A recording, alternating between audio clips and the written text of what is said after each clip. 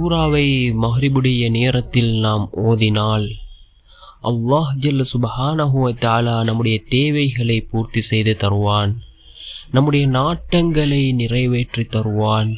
அதே போன்று நம்முடைய வாழ்க்கையில் செல்வ செழிப்பை அல்லாஹ் உண்டாக்குவான். அப்படிப்பட்ட மிகச் சிறந்த ஒரு சூறாவை பற்றித்தான் நாம் இன்றைய வீடியோவில் பார்க்க இருக்கின்றோம். அன்பார்ந்த சகோதரர்களே, மக்காவிலிருந்து சஹாபாக்கள் மதீனாவை நோக்கி ஹிஜ்ரத் செய்த சமயத்தில் சஹாபாக்களிடம் ஒன்றுமே இருக்கவில்லை. அவர்களுக்கு தொழில் இருக்கவில்லை, தங்குவதற்கான இடம் இருக்கவில்லை. அதே போன்று அவர்கள் உணவிருக்கவில்லை. அப்படிப்பட்ட நிலையில் இருந்தார்கள்.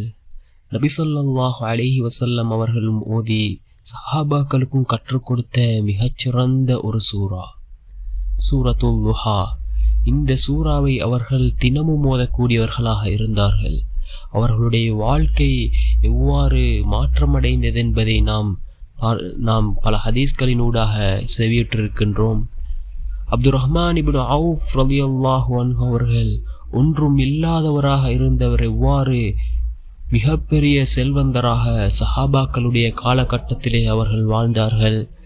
அதே போன்றுதான் ஒரு பெண்மணி ஒரு ஆலிமிடத்திலே வந்து கூறுகிறார், அதாவது என்னுடைய வீட்டில் இருக்கக்கூடிய நிலைமைகள் மிகவும் மோசமாக இருந்து கொண்டிருக்கின்றது, எனது கணவனுடைய செயற்பாடுகள் மிகவும் மோசமாக இருந்து கொண்டிருக்கின்றது என்று அந்த பெண்மணி அந்த ஆலிமிடத்திலே வந்து கூறக்கூடிய நேரத்திலே அந்த ஆலிம் கூறினார்கள் அந்த பெண்மணியிடத்தில், அதாவது ஒவ்வொரு நாளும் இரவு மஹ்ரிபுடைய நேரத்தில் நீங்கள் இந்த சூரத்துல் லுஹாவை 11 தடவைகள் ஓதி வாருங்கள், நிச்சயமாக அல்லாஹ் உங்களுடைய வீட்டில் உள்ள பிரச்சினைகளை நீக்குவான் என்று கூறினார்கள். அதை கேட்ட அந்த பெண்மணி அல்லாஹ்வின் மீது நம்பிக்கை வைத்தவர்களாக யக்கீனோடு இந்த சூறாவை ஓதி வந்தார்கள். சில மாதங்களின் பின்னால் அந்த இமாமிடத்திலே வந்து அந்த பெண்மணி கூறுகிறார்கள், நீங்கள் கூறியது போன்று நான் இந்த சூறாவை ஓதினேன், இப்பொழுது என்னுடைய வாழ்க்கையில் எல்லாம் சீராகிவிட்டது, என்னுடைய நிலைமைகள் எல்லாம் சீராகிவிட்டது என்று அந்த இமாமிடத்திலே வந்து அந்த பெண்மணி கூறினார்கள். அன்பார்ந்த சகோதரர்களே, மிக முக்கியமான ஒரு சூரத்துல் லுஹா. நம்முடைய வாழ்க்கையில் உள்ள பிரச்சனைகள் நீங்க வேண்டுமா, இந்த சூரத்துல் லுஹாவை ஓதுங்கள். அதே போன்று நமக்கு ஏற்படக்கூடிய பிரச்சனைகளாக இருந்தாலும் சரி, நம்முடைய வாழ்க்கையில் இருக்கின்ற கஷ்டங்களாக இருந்தாலும் சரி, நம்முடைய தேவைகள் நிறைவேற வேண்டுமா, இந்த சூரத்துல் லுஹாவை ஓதுவோம்.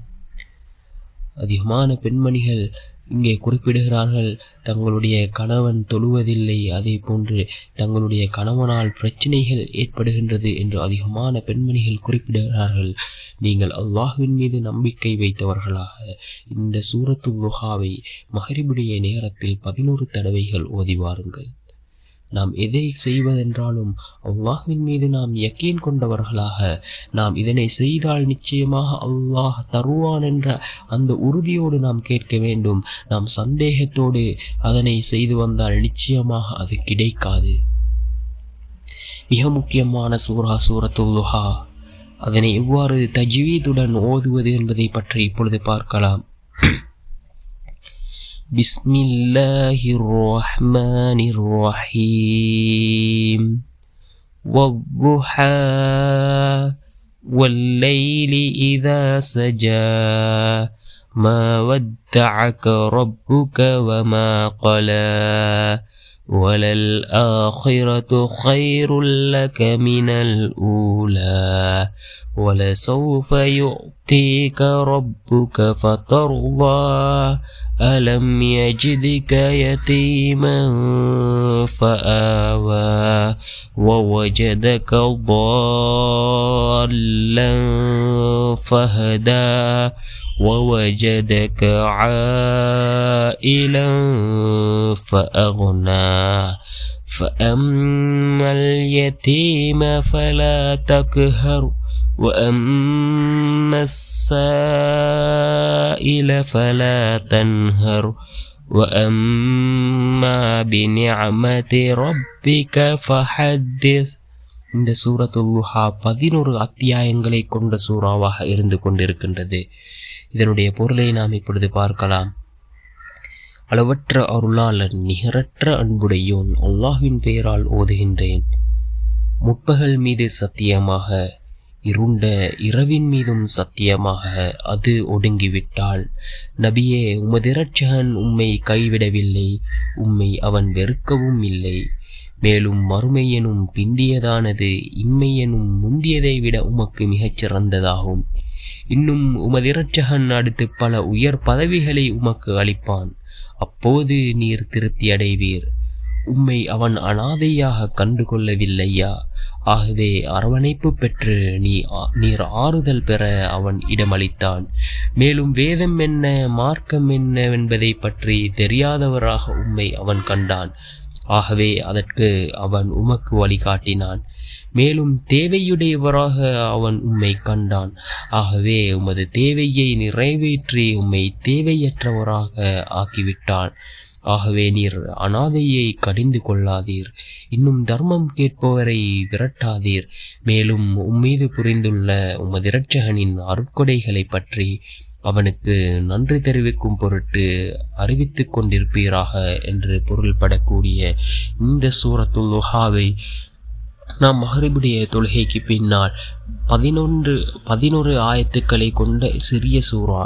இந்த சூரத்துல் லுஹாவை மஹ்ரிபுடைய தொழுகைக்கு பின்னால் 11 தடவைகள் நாம் ஓதி வந்தால் நிச்சயமாக இவ்வாறு அந்த பெண்மணியினுடைய பிரச்சினைகள் தீர்ந்து விட்டதோ அதே போன்று அல்லாஹ் நம்முடைய பிரச்சினைகளையும் தீர்த்து வைப்பான். அல்லாஹ்வின் மீது நம்பிக்கை வைத்தவர்களாக நாம் இதனை ஓதுவதால் அல்லாஹ் நிச்சயமாக நம்முடைய பிரச்சனைகளை தீர்த்து வைப்பான், நம்முடைய தேவைகளை பூர்த்தி செய்து தருவான், நம்முடைய கஷ்டம் கவலைகள் அனைத்தையும் நீக்குவான் என்ற அல்லாஹ்வின் மீது யக்கீனுடையவர்களாக நாம் இதனை ஓதுவோம். சந்தேகத்துடன் ஓதாமல் அல்லாஹ்வின் மீது நம்பிக்கை வைத்தவர்களாக ஓதுவோம். நிச்சயமாக அல்லாஹ் நமக்கு உதவி செய்வான். அதே போன்று அந்த சஹாபாக்களுக்கு அல்லாஹ் எவ்வாறு உதவி செய்தானோ, ஒன்றுமில்லாமல் மக்காவிலிருந்து மதீனாவுக்கு ஹிஜ்ரத் மேற்கொண்ட அந்த சஹாபாக்களுக்கு எவ்வாறு அல்லாஹ் உதவி செய்தானோ அதே போன்று நமக்கும் அல்லாஹினுடைய உதவி கிடைக்கும். எப்பொழுதென்றால் யக்கீனோடு நம்பிக்கையோடு நாம் ஓதுகின்ற பொழுது. அன்பார்ந்த சகோதரர்களே, இது போன்று இன்னும் ஏராளமான துஆக்களை பார்வையிட நமது நபிவழி டிவி சேனலை சப்ஸ்கிரைப் செய்யுங்கள். வல்ல நாயன் அல்லாஹ் நம் அனைவரின் பாவங்களையும் மன்னித்து உயர்ந்த ஜன்னத்துல் ஃபிர்தௌஸ் என்ற சுவனத்தை தந்தருள்வானாக. ஆமீன்.